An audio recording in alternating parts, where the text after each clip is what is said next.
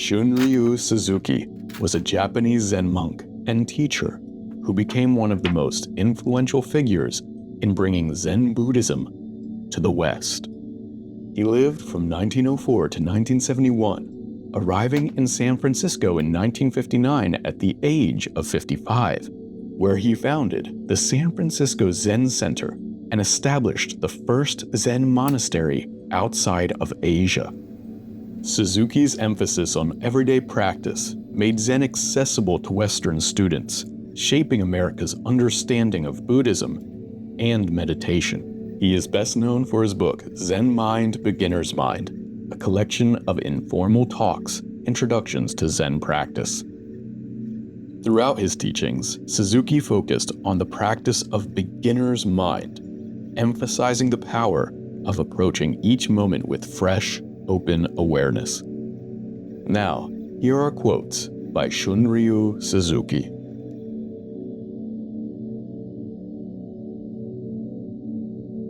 In the beginner's mind, there are many possibilities, but in the expert's mind, there are few. Those who find great difficulties in practicing Zen will find more meaning in it. You should not lose your self-sufficient state of mind. This does not mean a closed mind, but actually an empty mind and a ready mind. If your mind is empty, it is always ready for anything. When you are sitting in the middle of your own problems, which is more real to you, your problems, or you yourself?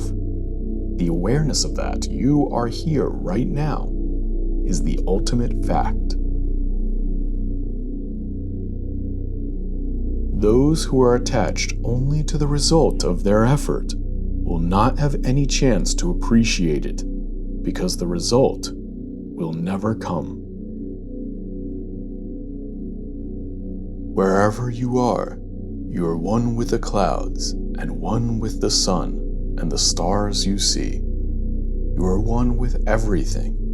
That is more true than I can say, and more true than you can hear. Each of you is perfect the way you are, and you can use a little improvement. Nothing we see or hear is perfect, but right there in the imperfection is perfect reality. What we call I is just a swinging door, which moves when we inhale and when we exhale. We do not exist for the sake of something else. We exist for the sake of ourselves. Calmness of mind does not mean you should stop your activity. Real calmness should be found in activity itself. The most important point is to accept yourself and stand on your 2 feet. The best way is to understand yourself, and then you will understand everything. So when you try hard to make your own way, you will help others, and you will be helped by others. When you do something, you should do it with your whole body and mind. You should be concentrated on what you do. You should do it completely, like a good bonfire. You should not be a smoky fire. You should burn yourself completely. If you do not burn yourself completely, a trace of yourself will be left in what you do. Leave your front door open and your back door open. Let thoughts come and go. just don't serve them tea. To live is enough. Emotionally, we have many problems, but these problems are not actual problems. They are something created. They are problems pointed out by our self-centered ideas or views. The world is its own magic. Time goes from present to past. The true purpose of Zen is to see things as they are, to observe things as they are, and to let everything go as it goes. The Zen practice is to open up our small mind. We should not hoard knowledge. We should be free from our knowledge. When you accept everything, everything is beyond dimensions. The earth is not great, nor a grain of sand small. The person who can freely acknowledge that life is full of difficulties can be free, because they are acknowledging the nature of life, that it can't be much else. Now it is raining, but we don't know what will happen in the next moment. By the time we go out, it may be a beautiful day, or a stormy day. Since we don't know, let's appreciate the sound of the rain now. Zen is not some fancy, special art of living. Our teaching is just to live, always in reality, in its exact sense. Waves are the practice of water.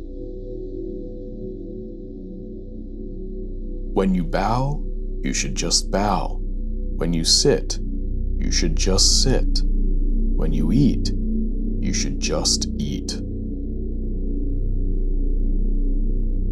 Do not try to stop your thinking. Let it stop by itself. Even though clouds and lightning come, the sky is not disturbed. When you are you, you see things as they are, and you become one with your surroundings. There is your true self. Each one of us must make his own true way, and when we do, that way will express the universal way. To give your sheep or cow a large, spacious meadow is the way to control him. In your big mind, everything has the same value. In your practice, you should accept everything as it is, giving to each thing the same respect given to a Buddha. To die is more important than trying to be alive. When we try to be alive, we have trouble. Rather than trying to be alive or active, if we can be calm and die or fade away into emptiness, then naturally we will be all right. You do not say, "This is enlightenment," or "That is not right practice." Even in wrong practice, when you realize it and continue, there is right practice. Just continue in your calm, ordinary practice, and your character will be built up. Moment after moment, everything comes out from nothingness. This is the true joy of life. You should rather be grateful for the weeds. because eventually they will enrich your practice. When we realize the everlasting truth of everything changes and find our composure in it, we find ourselves in nirvana. You will find the worst horse is the most valuable one. In your very imperfections, you will find the basis for your firm, way-seeking mind.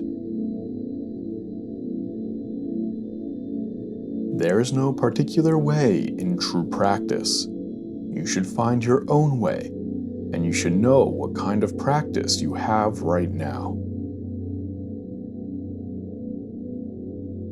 To live in the realm of Buddha nature means to die as a small being moment after moment. When we do not expect anything, we can be ourselves.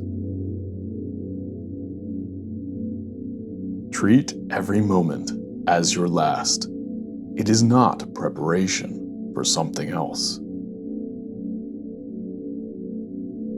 For the beginner, practice without effort is not true practice. We can explain with words, but we are explaining what is empty, so we call these words the finger pointing at the moon. If you understand what the moon is, the finger is not necessary anymore. True communication depends upon our being straightforward with one another. The goal of our life's effort is to reach the other shore. The true wisdom of life is that in each step of the way, the shore is actually reached.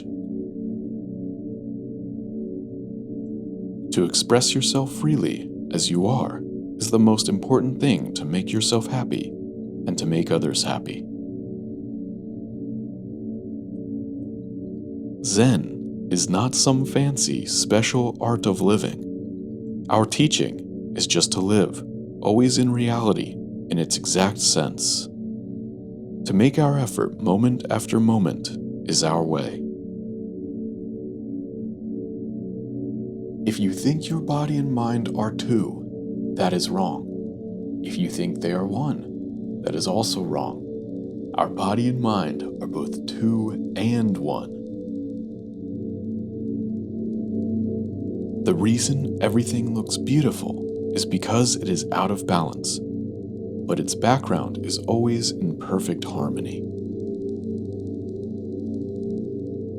People say practicing Zen is difficult, but there is a misunderstanding as to why. For Zen students, the most important thing is not to be dualistic. The beginner's mind is the mind of compassion. When our mind is compassionate, it is boundless. If you discriminate too much, you limit yourself. If you are too demanding or too greedy, your mind is not rich and self-sufficient. To cook is not just to prepare food for someone or for yourself. It is to express your sincerity. The trying to do something is in itself enlightenment. When we are in difficulty or distress, there we have enlightenment.